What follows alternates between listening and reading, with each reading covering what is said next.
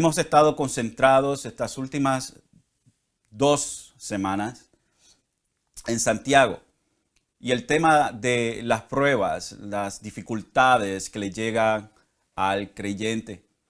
Estas pruebas, las cuales son lo que decimos nosotros, es la evidencia de que nosotros somos de Dios.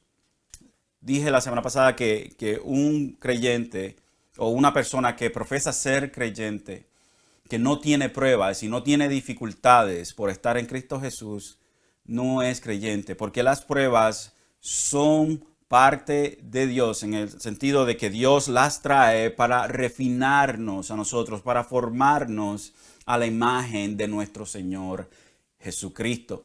De modo entonces que una persona que profesa ser creyente y no tiene pruebas ni dificultades, ni sea exterior o sea interiormente, es una persona que no está siendo formada a la imagen de Jesucristo. De modo entonces que no es un creyente.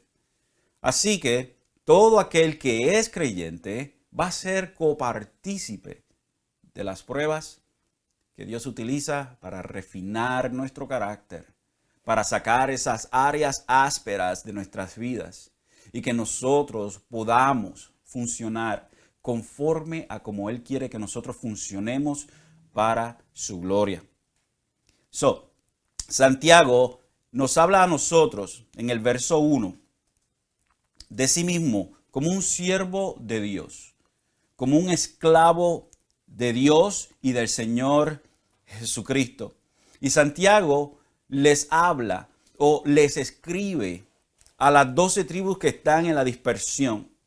Y podemos asumir pues que Santiago le está hablando a creyentes, seguidores de Jesucristo, quienes eran judíos, quienes habían sido dispersados. Dice Santiago, y vamos a leer los pasajes que tenemos delante de nosotros, pero simplemente nos vamos a concentrar en los últimos, en el verso 9, 10, 11 y quizás el verso 12. Y nos vamos a concentrar en eso. Sin embargo, vamos a leer desde el verso 1 hasta el verso 12. Santiago capítulo 1, 1 al 12. Santiago, siervo de Dios y del Señor Jesucristo, a las 12 tribus que están en dispersión, saludos. Tened por sumo gozo, hermanos míos, el que os halléis en diversas pruebas, sabiendo que la prueba de vuestra fe produce paciencia, y que la paciencia ha de tener su perfecto resultado para que seáis perfectos y completos sin que os falte nada. Pero si alguno de vosotros se ve falto de sabiduría, que le pida a Dios, el cual da a todos abundantemente, sin reproche, y le será dada. Pero que pida con fe, sin dudar, porque el que duda es semejante a la ola del mar, impulsado por el viento y echada de una manera o de una parte a otra.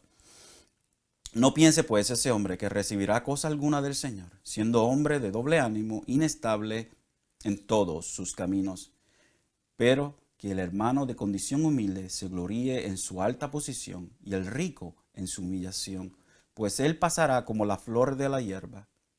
Porque el sol sale con calor abrasador y se seca la hierba y su flor se cae y la hermosura de su apariencia perece, así también se marchitará el rico en medio de sus empresas.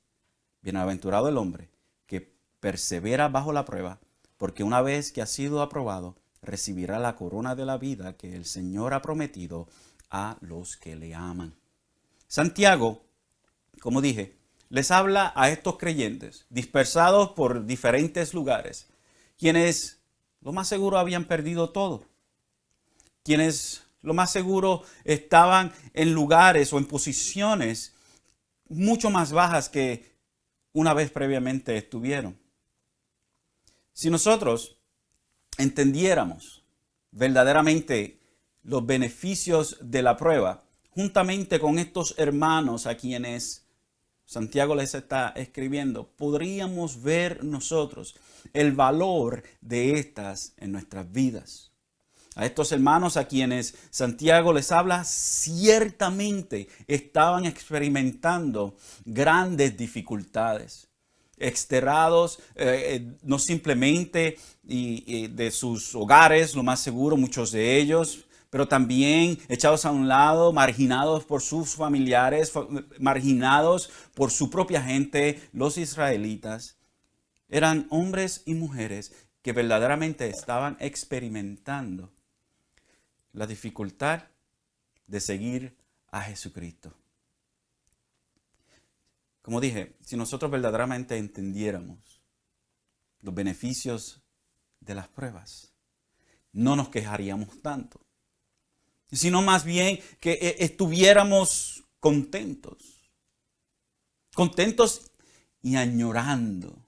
Me encanta esa palabra, añorando la perfección de Dios en nosotros a través de las circunstancias adversas. Y no es que nos gozamos, hermanos, en que llega la prueba y eso es todo. Nos gozamos, o más bien nos gozamos en el producto que sale de la prueba. Nos gozamos en lo que sale, en el resultado de la prueba en nuestras vidas. Si la paciencia es el resultado de las pruebas y en torno, la madurez es el producto de la paciencia para que no nos falte nada, ¿por qué entonces, hermanos, somos tan reacios a esta forma de Dios formarnos a la imagen de su Hijo? Sencillamente, esto se debe por falta de conocimiento sobre lo que las Escrituras nos dicen sobre las pruebas. Y esto resulta en desobediencia a la voluntad de Dios en nosotros. Porque no sabemos el porqué de las pruebas en nuestras vidas, terminamos desobedeciendo a Dios en el medio de las pruebas.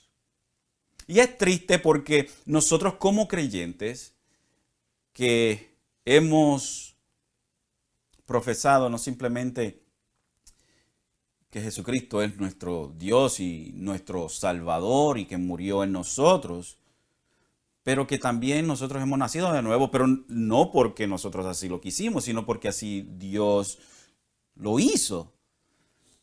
Es triste de que nosotros no sepamos o no tengamos en mente o no tomemos ventajas de los beneficios que Dios nos da a nosotros a través de las Santas Escrituras para ayudarnos a caminar el camino tan difícil que tenemos delante de nosotros como creyentes. Ciertamente es no tomar ventaja de lo que Dios ha provisto para nosotros. Y es por eso que muchos creyentes en el medio de la prueba, en vez de regocijarse y dar gloria a Dios, más bien están quejándose, son quejosos, se vuelven reacios, se vuelven agrios y empiezan a darle la culpa a Dios, cuando en realidad debería ser lo opuesto.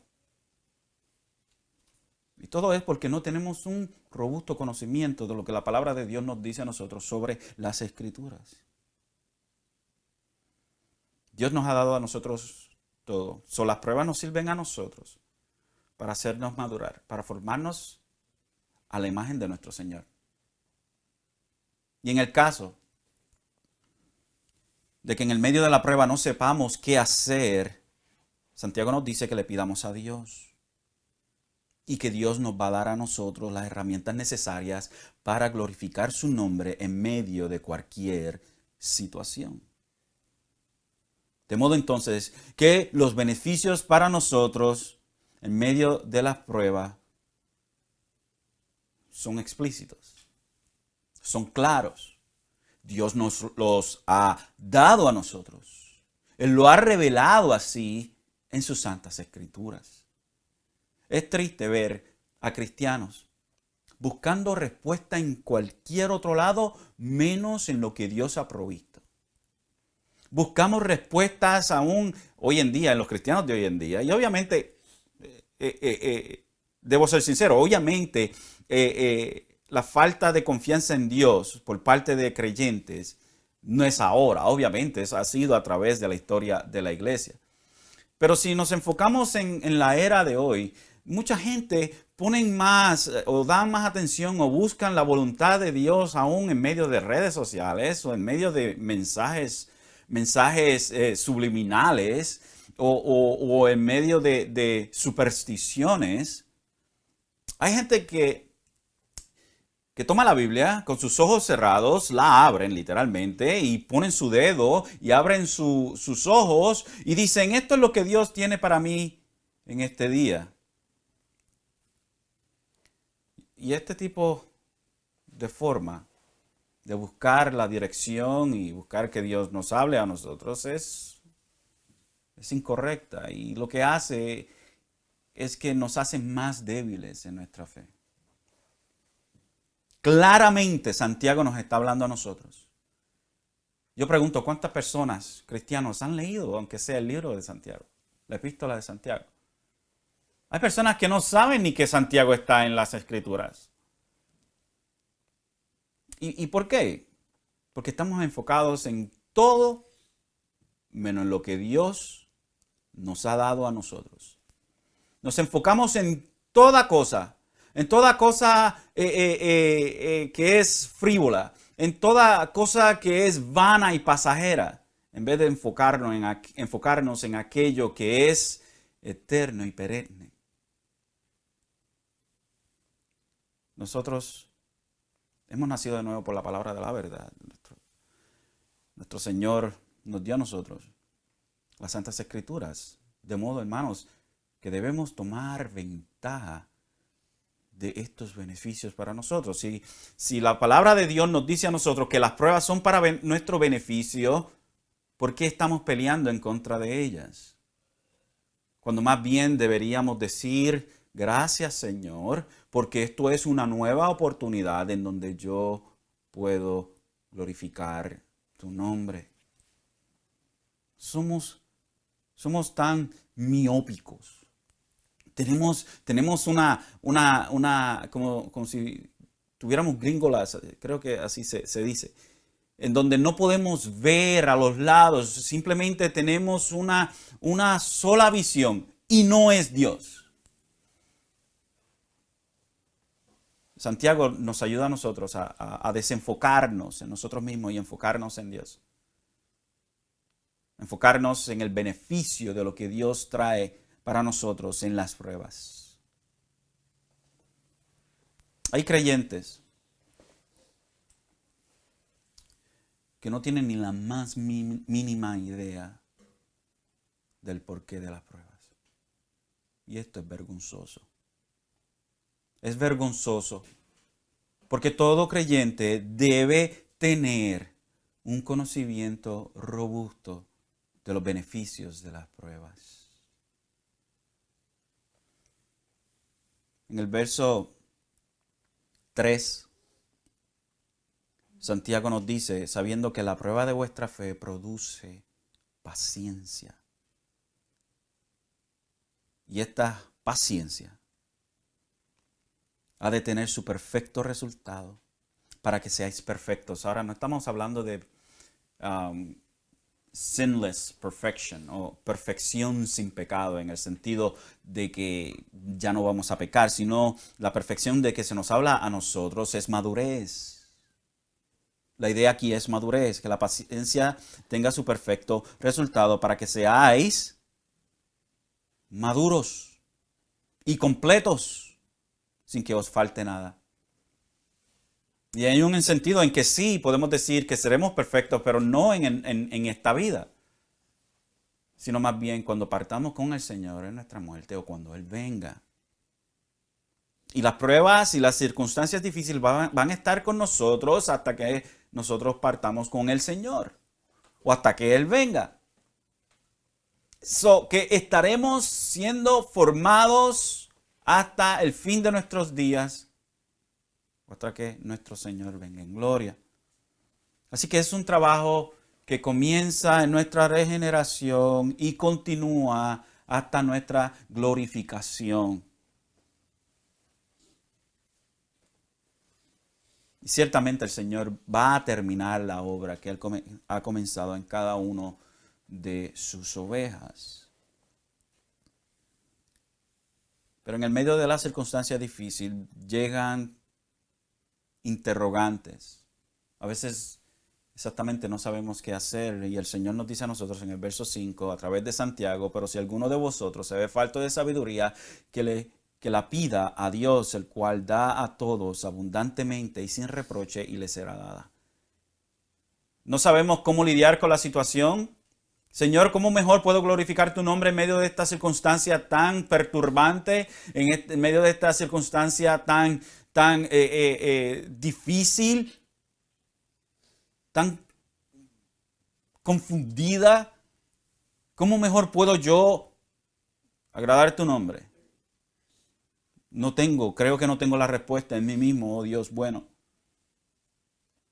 Bueno, el Señor nos dice que le pidamos a Él sabiduría. Que Él la tiene, que se la pidamos a Él.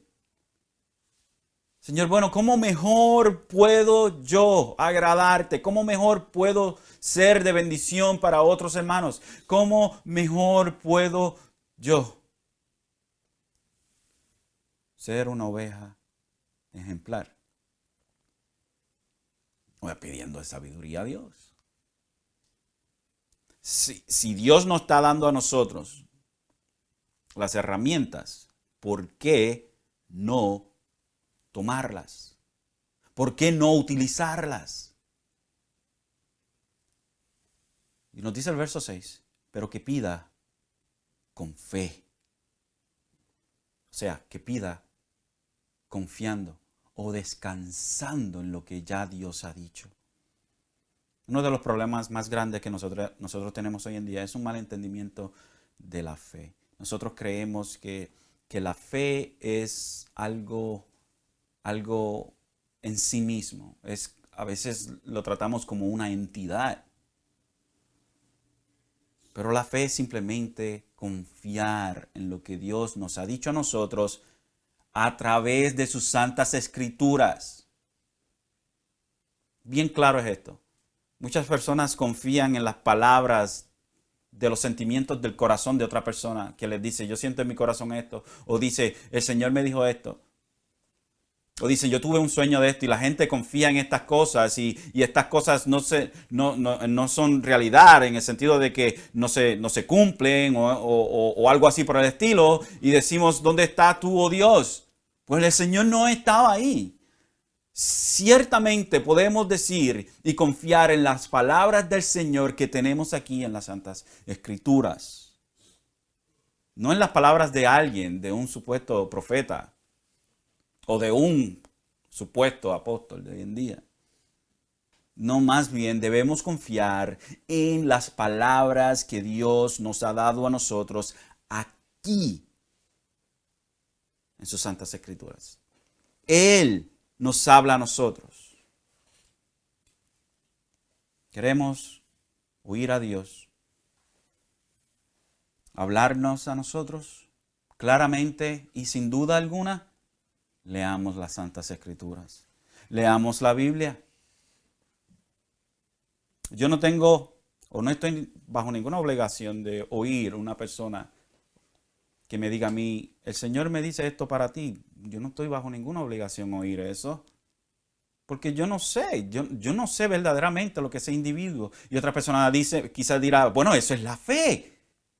No, eso no es fe. Fe es confiar en lo que Dios me ha dicho en sus Santas Escrituras. Es confiar en Él. Confiar en su carácter, confiar en sus promesas. ¿Cuáles son las promesas que Dios me ha dado? Las tengo aquí en las Santas Escrituras. El Señor ha prometido que Él me va a dar sabiduría si yo le pido a Él confiando en Él. El Señor ha prometido que Él nos va a dar a nosotros todas las herramientas necesarias para nosotros caminar el camino pedregoso. El camino lleno de espinas. Que en el momento más difícil yo sé que mi Señor está conmigo. Esa era la fe de la iglesia primitiva mientras estaban siendo masticados vivos por leones en el Coliseo de los romanos. Yo sé, mi esperanza es viva y está en Dios. Mientras el león le arrancaba los brazos. Esta gente tenía más fe que nosotros.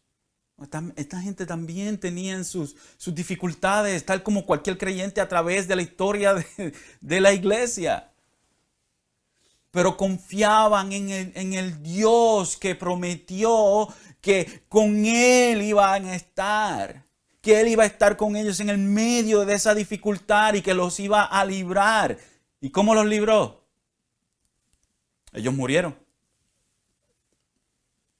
¿Dios mintió? Absolutamente no. Pero algo mejor tenía Él. Una ciudad celestial. Mucho mejor de lo que hay en este mundo frívolo, hueco. El problema que tenemos es que estamos enfocados en este mundo y en el ahora. Oh, hermanos, si nosotros pudiéramos dejar de confiar en nosotros mismos, o en nuestros amigos, o en la habilidad del gobierno de darnos dinero o no, o en la habilidad de mantener nuestros trabajos, o en la habilidad o en la salud propia de nosotros. Nuestra confianza debe estar en el Dios que nos ha prometido a nosotros beneficios. ¿Y cuál es uno de estos beneficios? Sabiduría. Nótese que aquí no se le está diciendo al creyente, pídale a Dios frívolamente pertenencias, ni nada de eso por el estilo. Casas nuevas, automóviles nuevos, salud y todo eso. O que lo mantenga saludable y libre de enfermedades. No, se le pide sabiduría, cómo lidiar con la dificultad en medio de la dificultad. Ese es el contexto que tenemos en estos versos. Mantengámoslos ahí. Si los sacamos del contexto, entonces hacemos doctrinas que no son de beneficio para las ovejas. Que pida con fe, sin dudar, porque el que duda es semejante a la ola del mar. Es doble ánimo, es inestable, impulsado por el viento y echada de una parte a otra. No piense pues ese hombre, verso 7, que recibirá cosa alguna del Señor. Siendo hombre de doble ánimo, inestable en todos sus caminos, está en dos aguas, tiene doble alma, tiene su corazón partido en dos enfoques. Y el Señor quiere que nosotros confiemos en lo que Él nos ha dicho a nosotros. ¿Tú quieres sabiduría, hijo mío? ¿Quieres saber cómo lidiar en el medio de las circunstancias? ¿Cómo proceder? ¿Cómo mejor glorificarme a mí? Pídeme que yo te voy a dar. Pídeme sabiduría. Yo tengo sabiduría. ¿Por qué no me pides?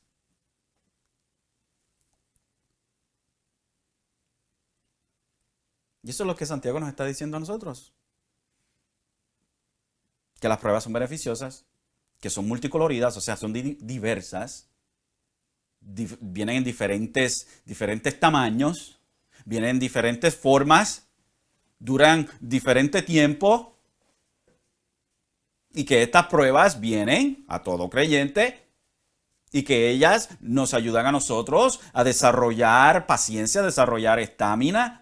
Y que esta estamina, el resultado de esta estamina es que nosotros vamos madurando hasta que seamos perfectos cuando muramos o Cristo venga. Y que a la misma vez,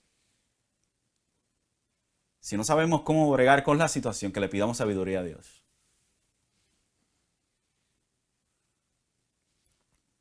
Yo creo que estos son uno de los versos más hermosos para el creyente que muchos creyentes ni siquiera saben de ellos.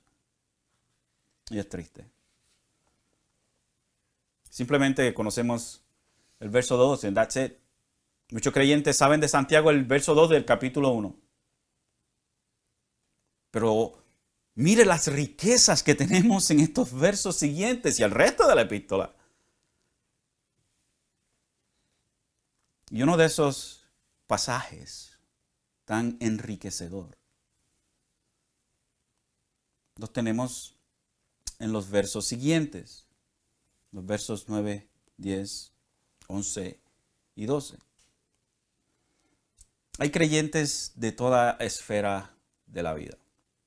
Hay pobres, hay ricos, hay jóvenes, hay ancianos, hay hombres, hay mujeres, hay inteligentes, hay unos no muy inteligentes, hay de diferentes naciones, diferentes colores, diferentes caminares en la vida. En fin, el cuerpo de Jesucristo es diverso. Y Santiago en los versos 9 al 11 se dirige a dos clases de cristianos. Al pobre y al rico. Al cristiano pobre y al cristiano rico. Y debo reiterar que Santiago todavía está bajo el mismo tema de las pruebas. Santiago no ha cambiado el contexto, sigue. El contexto es las difíciles circunstancias y cómo nosotros debemos comportarnos en el medio de ellas. Y el verso 9 al 10, porque el hermano de condición humilde, o sea, el pobre, se gloríe en esa alta posición, y el rico en su humillación. Pues él pasará como la flor de la hierba, porque el sol sale con calor abrasador y seca la hierba, y su flor se cae, y la hermosura de su apariencia perece. Así también se marchitará el rico en medio de sus empresas. En la iglesia primitiva, la mayoría de los creyentes eran pobres. Muchos porque habían nacido de familias pobres y otros, pues, por la persecución. Otros, por ser cristianos, perdieron sus negocios, casas, familiares, en fin, habían perdido todo y habían venido a ser pobres. Quizás eran de alta posición en un tiempo, pero por seguir a Jesucristo, las consecuencias es que ahora no tenían nada a los ojos del mundo. Y es a estos pobres que Santiago les dice que se gloríen en su alta posición. A diferencia del mundo, Dios considera a lo vil y a lo menospreciado como algo de valor exquisito. Valor exquisito para Él. De modo que el creyente pobre en Dios tiene una alta posición, aunque el mundo esté en la más, o aunque en el mundo esté en una baja posición. ¿Cuál es la alta posición del creyente pobre?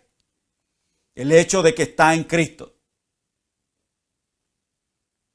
Y le dice Santiago que se gloríe en esto. Dice un comentarista, la expresión se refiere a la jactancia cuando dice que se gloríe. La expresión se refiere a la jactancia de un privilegio o posesión. Es el gozo de un orgullo legítimo. Aunque no posee una sola cosa en este mundo, el creyente pobre puede regocijarse en su alta posición espiritual delante de Dios por su gracia y la esperanza noble que le acompaña. ¿Cuál es la alta posición del creyente? El hecho de que está en Dios. Pablo nos dice en Romanos 17 y 18, así, hijos míos, también herederos de Dios y coherederos con Cristo, si en verdad padecemos con Él, a fin de que también seamos glorificados con Él. Pues considero los sufrimientos de este tiempo presente no son dignos de ser comparados con la gloria que nos ha de ser revelada. Somos coherederos con nuestro Señor Jesucristo. Somos herederos de Dios. Hemos sido adoptados a la familia de Dios, de modo entonces que somos herederos de Él.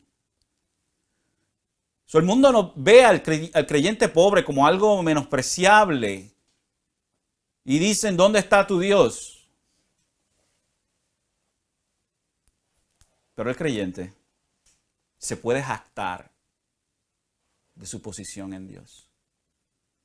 No tengo nada en este mundo. No tengo nada en esta vida. Pero en la vida venidera lo tengo todo. Es más, podemos decir, y en esta vida materialmente no tengo nada. A los ojos de ustedes el mundo no tengo nada, pero en realidad lo tengo todo porque tengo a Cristo. Aunque me muera de hambre, lo tengo todo porque tengo a Cristo. Qué hermoso es que nosotros podamos tener en nuestro Señor Jesucristo absolutamente todo. No hay nada más lindo que ver un cristiano confiando por completo en la esperanza viva que se le ha dado, resguardada para él y él para ella, en Cristo Jesús. Que el pobre se gloríe en esa alta posición. La alta posición del pobre es Jesucristo. Y luego, Santiago en el verso 10 se dirige al rico. Y aquí hay ciertos debates. Hay algunos comentaristas que dicen que en realidad Santiago se está refiriendo a ricos no creyentes, pero creo, conjunto con otros comentaristas, que aquí se está refiriendo a otros creyentes. Y el rico en su humillación, pues él pasará como la flor de la hierba. Le dice al pobre que se gloríe en su alta posición y al rico que se gloríe en su humillación. Y se refiere a aquel creyente acaudalado, el que tiene dinero, se vuelva humilde por medio de las pruebas. Recuerde que todavía tenemos como fundamento en estos pasajes las pruebas.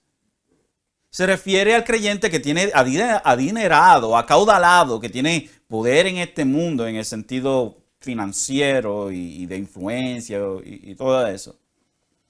Se refiere a que el creyente acaudalado se vuelva humilde por medio de las pruebas. Y tales experiencias, dice un comentarista, lo ayudan a regocijarse y darse cuenta de que la fidelidad y el contentamiento genuino dependen de las riquezas verdaderas, las cuales son la gracia de Dios, la misericordia de Dios, y no las riquezas terrenales. Hermano acaudalado, hermano adinerado, hermano rico, gócese en su humillación. El verso 11, porque el sol sale con calor abrasador y se seca la hierba y su flor se cae y la hermosura de su apariencia perece. Y utiliza una analogía aquí. Y habla de lo pasajero que son las pertenencias en este mundo. Lo pasajero que son las riquezas de este mundo, que se secan como la flor de la hierba.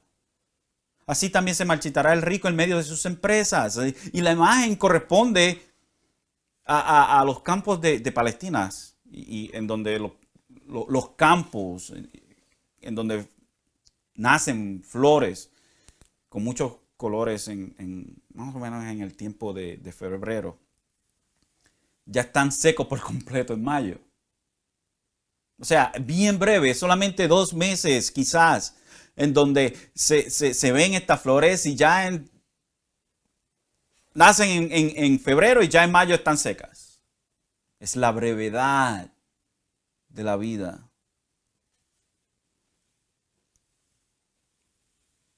Cuando el creyente rico confía en sus riquezas,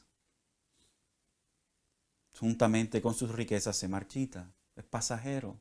Al final del día no va a tener nada. Es por eso que debe gozarse, refugiarse en Dios y no en sus riquezas.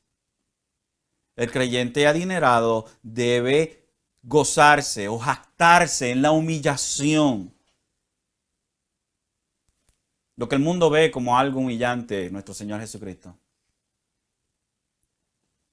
Las pruebas purifican nuestra fe al hacernos depender de Dios en toda circunstancia, dándonos entonces las herramientas necesarias para perseverar y madurar, quitando nuestra mirada de nosotros mismos para ponerla en Cristo, seamos ricos o seamos pobres.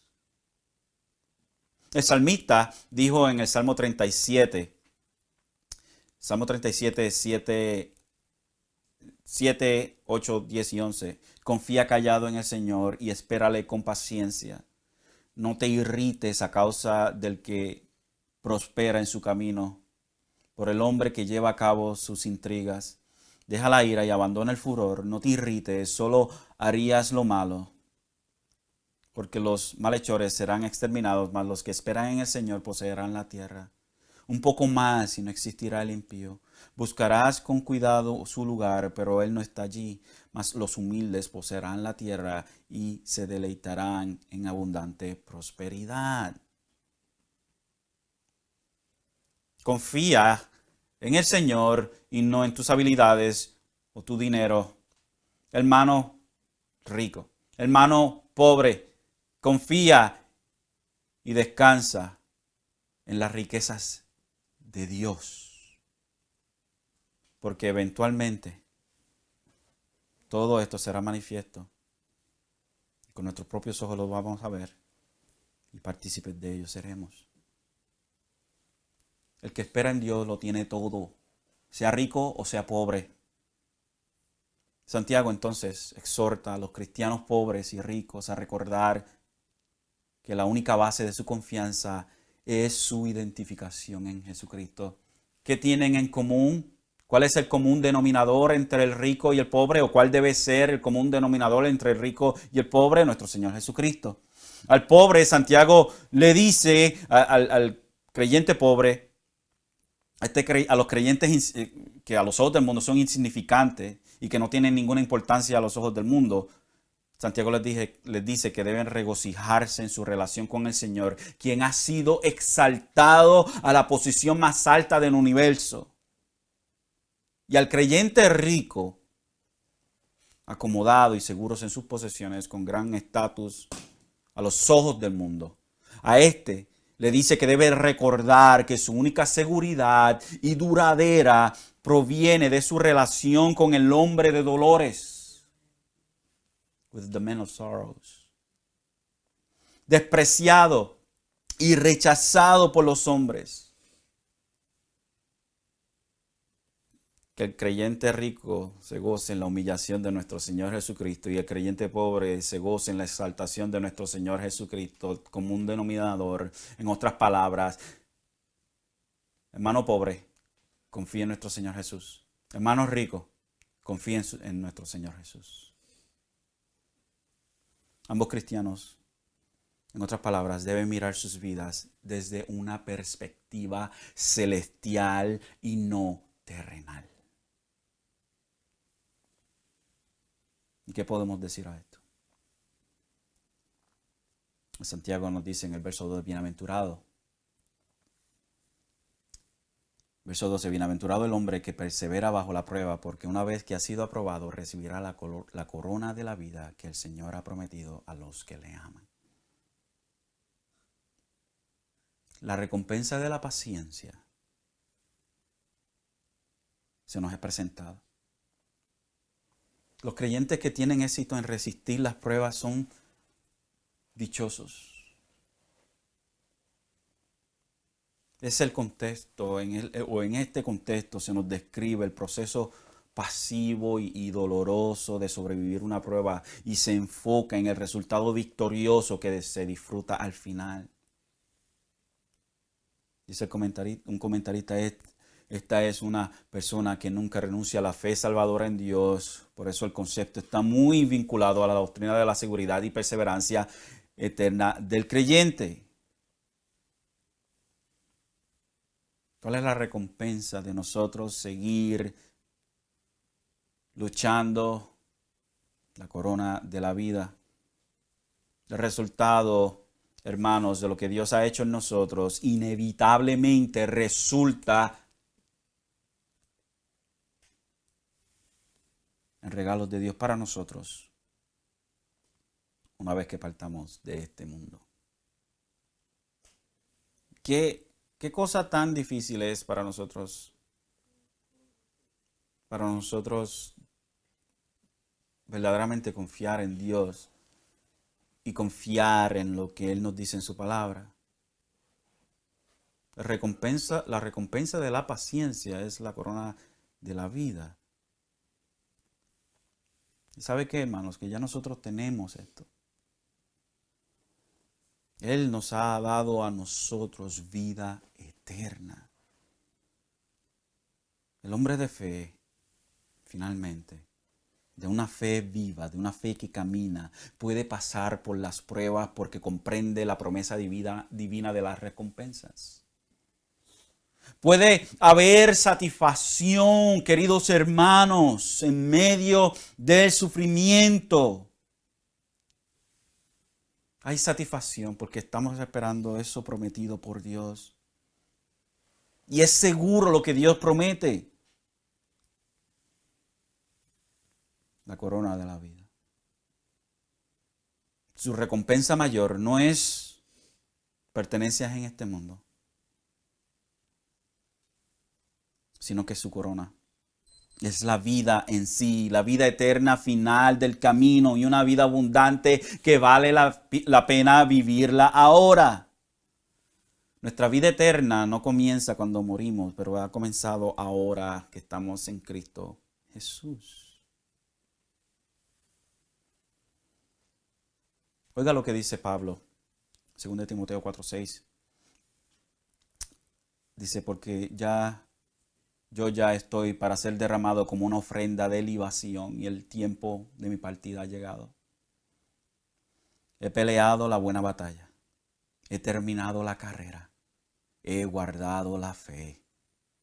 En el futuro me está reservada la corona de justicia que el Señor, el juez justo, me entregará en aquel día, y no solo a mí, sino también a todos los que aman su venida, a todo creyente. Mire qué hermoso.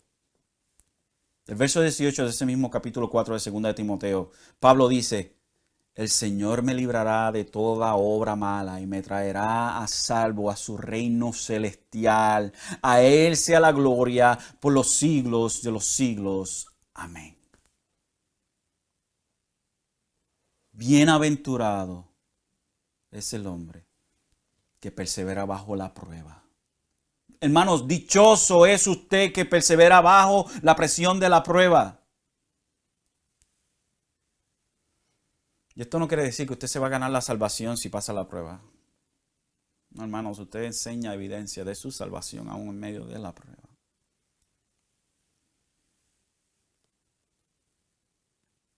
Termino con estas palabras de Juan Calvino. Todos aquellos a quienes el Señor ha escogido y honrado, admitiéndoles dentro de la sociedad de sus santos, deben prepararse a sí mismos para una vida dura, laboriosa y difícil, repleta de calamidades numerosas y variadas. Es la voluntad de su Padre Celestial ejercitarles de este modo y tener así una prueba ciertísima de que le pertenecen a Él, habiendo comenzado con Cristo su Hijo, primogénito. Él utiliza este método con sus hijos. Dios utiliza las pruebas para formarnos a la imagen de su Hijo Jesucristo. Y es por eso que debemos regocijarnos. Seamos pobres, seamos ricos. Gocémonos en que le pertenecemos a Dios, a pesar de nuestra circunstancia en este mundo. Gocémonos de que esta posición que tenemos ahora en Cristo Jesús es de beneficio para nosotros. Y que Dios utiliza las pruebas como un medio para formarnos a la imagen de su Hijo Jesús. Glorioso es nuestro Dios y Padre Celestial, que nos ha dado a su Hijo para la salvación de pecadores. Oremos. Padre, gracias, porque tu palabra creo que es sumamente clara. Te suplico que aquellos que nos oyen o nos están viendo, sus corazones, oh Dios, si son creyentes, sean edificados. Si es necesario, convictos, oh Dios bueno, de pecados, si no han estado confiando en ti en medio de las circunstancias difíciles. Y aquellos que no te conocen, oh Dios, que tu Espíritu Santo, oh Dios bueno, los convenza de pecado Que puedan entender, oh Dios, que solamente en Cristo Jesús se encuentra la salvación de sus almas. Porque en estos momentos están en enemistad en contra de ti. Y que así, oh Dios bueno, a través de sus propias fuerzas no pueden venir y presentarse delante de ti, pero solamente a través del mediador, nuestro Señor Jesús, quien es un perfecto Salvador. Ayúdanos, oh Dios bueno, el resto de esta semana poder vivir a la luz de estas verdades que hemos hablado en esta mañana. Gracias, Dios bueno, en el nombre de Jesús. Amén y amén. Bueno, hermanos, el Señor me los bendiga y que el resto de este día sea colmado de bendiciones y que el resto de la semana podamos nosotros agradar a nuestro Señor aún en medio de las circunstancias difíciles. Gracias, Señor me los bendiga.